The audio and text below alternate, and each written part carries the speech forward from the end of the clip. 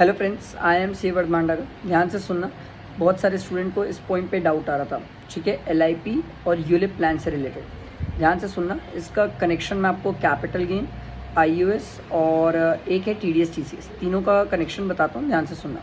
सबसे पहला समझो कैपिटल गेन वाला। कैपिटल गेन में हम बोलते हैं सर यूलिप प्लान जो है, जो 10-10D में एग्जेम्प्ट नहीं है। सर 10-10D क्या होता है? 10-10D वो होता है सर जहाँ पर जितना भी सम एश्योर्ड है उसका 10% या 15% से ज़्यादा प्रीमियम ना हो, तो उस केस में वो 10-10D में एग्जेम्प्ट होता है। ठीक है, जो भी हमने यूलिप प्लान लिया है।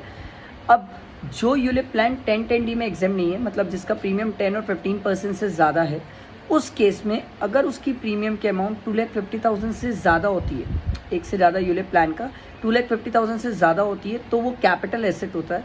उस केस में कैपिटल गेन निकलता है। ठीक, सिंपल। उसके बाद बात आती है आईयूएस वाले एलआईपी की प्लान। LIP not ULIP, LIP. ये जो एलआईपी पॉलिसी है, ये अगर 1/4/2023 के बाद इशू होती है तो उसको एलिजिबल एलआईपी बोलते हैं। ठीक है, ये ध्यान रखना सर, उसको एलिजिबल एलआईपी बोलते हैं। और उसके बाद वाले साल की रहेगी तो उसे ट्रिपल ई एलआईपी बोलते हैं। अब इन एलआईपी और ट्रिपल ई एलआईपी का रिलेवेंस क्या है सर?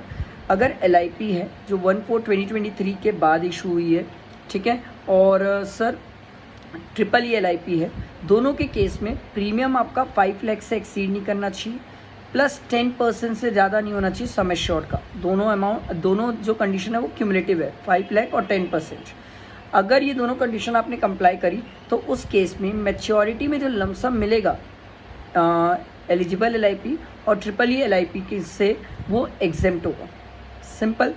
1/4/2023 के पहले की अगर एलआईपी होगी तो उस केस में 5 लाख की कंडीशन नहीं है, सिर्फ 10% की कंडीशन है।